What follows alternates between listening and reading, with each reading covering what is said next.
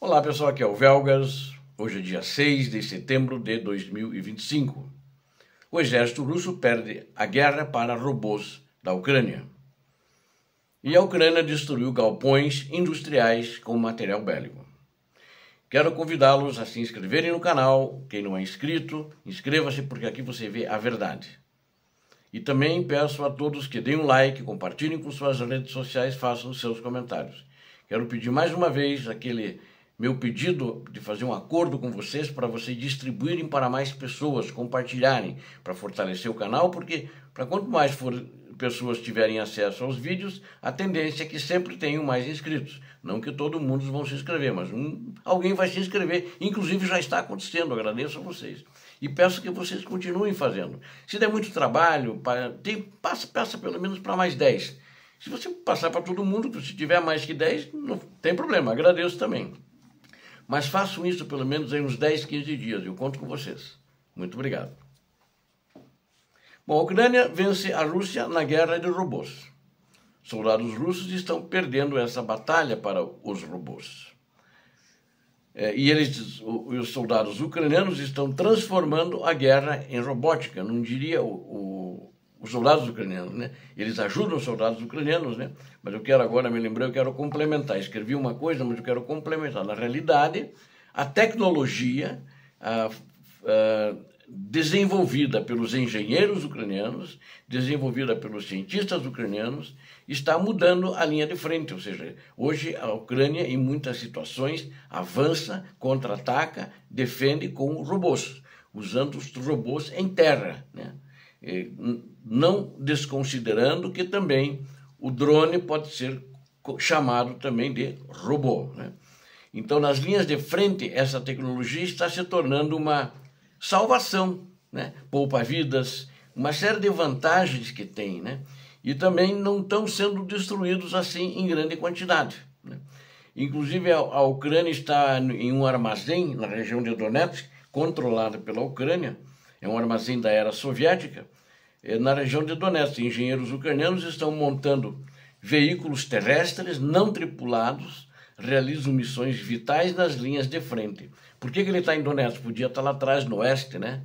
É mais seguro? Acho que seria mais seguro, mas ele já está ali sendo testado em combate e daí sendo passado em combate. Então é ali que está se desenvolvendo isso e está se produzindo isso. Ou seja, acho que é uma grande sacada da Ucrânia. E essas máquinas, né, esses robôs, eles ajudam a entregar, não apenas só a combater. Eles têm uma metralhadora .50 em cima, né, que é uma metralhadora muito pesada, muito poderosa. E eles, não todos, alguns têm eventualmente uma arma 7,65, alguma coisa assim, mas tem muitos com metralhadora .50. Mas eles também estão ajudando a Ucrânia a desenvolver, esses cientistas, engenheiros ucranianos, para missões vitais na linha de frente, né? Elas ajudam a entregar suprimentos, né? Trabalham na logística também, né? Elas evacuam feridos e conduzem operações de assalto, né? Atuam como tropa de infantaria, né? Reduzindo o risco para os soldados, embora que sempre tem tropas que vêm atrás dos drones. Então ninguém pense que vai destruir uma meia dúzia de drones, mas atrás já vem a tropa de assalto, né?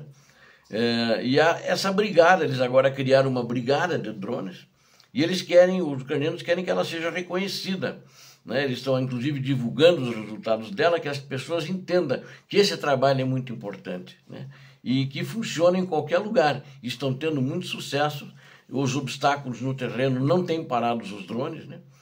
E, na realidade, existe um pelotão de sistemas robóticos terrestres, e tem um batalhão, né, um batalhão Antares, e a equipe está modernizando junto com os técnicos, né, junto com os engenheiros que olham como é que é a linha de frente, vão aperfeiçoando, eles modernizam drones padrão, né, equipando-os com os canais de comunicação digital, através de satélites, né, etc., tornando-os mais resistentes a bloqueadores russos.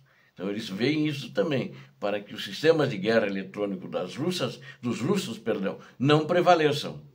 E eles convertem todos os drones para controle digital, né? Os robôs terrestres entregam alimentos, munição, suprimentos médicos também, dão suporte a relés de comunicação e módulos de guerra eletrônica. O drone se aproxima de uma trincheira ou abrigo subterrâneo, descarrega uma carga e vai embora, né? Ninguém corre risco, nem os soldados na trincheira, nem o operador do drone. É isso que está acontecendo hoje na Ucrânia, uma guerra moderna. Não que todas as unidades tenham drones, não. Ainda não deu tempo de fabricar. Mas isso começou mesmo de acontecer em escala a partir desse ano de 2025. E os drones, eles são responsáveis. Os drones, agora estava falando robô. Só um parênteses, os drones estão responsáveis hoje, segundo as estimativas, de 80% das baixas russas no teatro de operações. Então, em todo o campo de batalha, em todas as frentes de combate, os drones que têm feito um trabalho muito importante. E graças a essa tecnologia, poupado vidas ucranianas e dos que lutam pela Ucrânia, sejam nas legiões de estrangeiros, etc., né? Os primeiros ataques totalmente robóticos são registrados, já aconteceram. Tem robôs terrestres desempenhando papel fundamental também na logística e na evacuação de baixas, e nos combates, onde elas têm substituído soldados, indo na frente, nas linhas de combate, nas linhas de frente, perdão, reduzindo o risco para a força de trabalho humana. No início de agosto, a 28ª Brigada Mecanizada revelou a primeira aeronave de defesa aérea não tripulada da guerra, afirma Alexander. Então é uma aeronave não tripulada, como se fosse um F-25, um Mirage 2000, mas a Ucrânia fez um avião que não é tripulado. As novas modificações incluem torres controladas remotamente, capazes de abater os drones russos em voo baixo, bem como o uso de robôs para ataques unilaterais contra as posições da Rússia. A Rússia também está desenvolvendo a sua própria frota de robôs terrestres, mas a Ucrânia que está liderando. Eles ainda não foram vistos em algumas linhas de combate massivamente, assim como os ucranianos já fizeram isso. Os engenheiros ucranianos acho que tem grande mérito nisso, né? Eles estão criando o futuro da guerra, não apenas para a Ucrânia, mas para o mundo inteiro, né? Inclusive, quem falou isso é uma senhora que é CEO, né? É presidente de uma empresa que desenvolve isso, chamada Dignitas Ucrânia. O nome dela é Lyuba Shipovich, né? Enquanto isso, em Mariupol, a Ucrânia destruiu galpões industriais com material bélico estocado pelos russos ali dentro. E foi um segundo ataque que eles fizeram em uma semana, agora nessa semana agora, que está terminando hoje, né? E ali estavam estacionados equipamentos militares russos e unidades de defesa.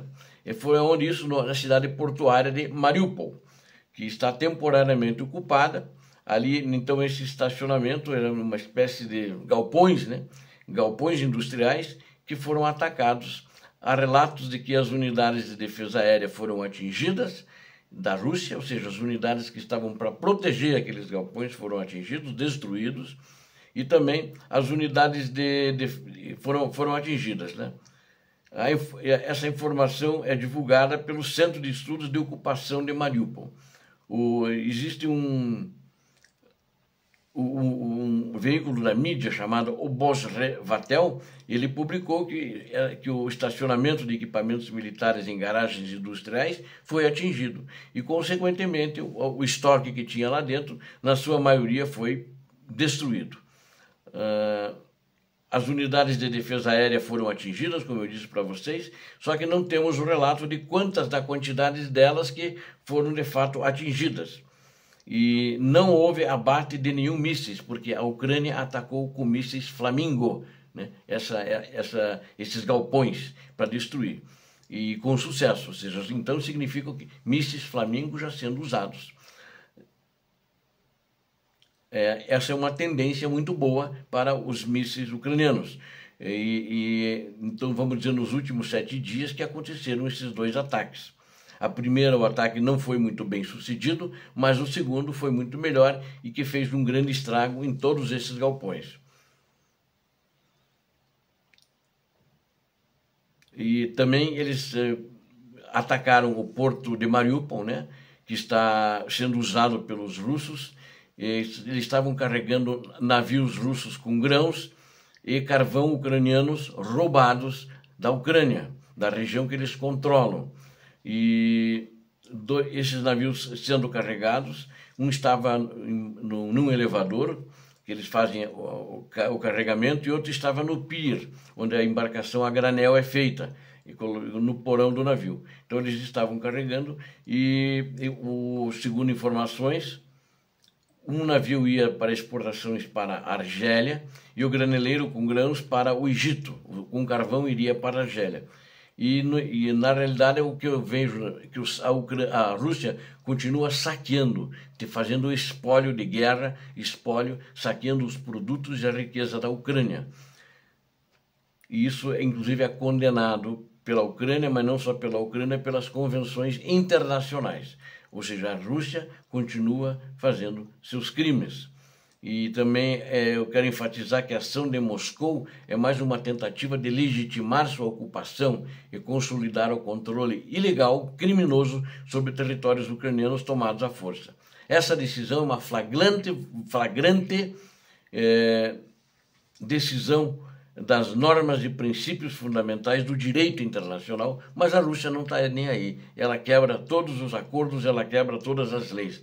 A Ucrânia, inclusive, apelou aos parceiros dela, aos aliados, para que venham mais sanções ainda, além dessas últimas que vieram, para que, inclusive contra pessoas físicas, jurídicas, que controlam essas empresas que estão carregando. Na realidade, eles não estão usando apenas o porto de Mariupol para essas atividades comerciais ilegais. Eles estão usando também o porto ucraniano de Berdyansk, ou seja, então os dois portos, Berdyansk e Mariupol, eles estão servindo para a Rússia praticar seus crimes na região.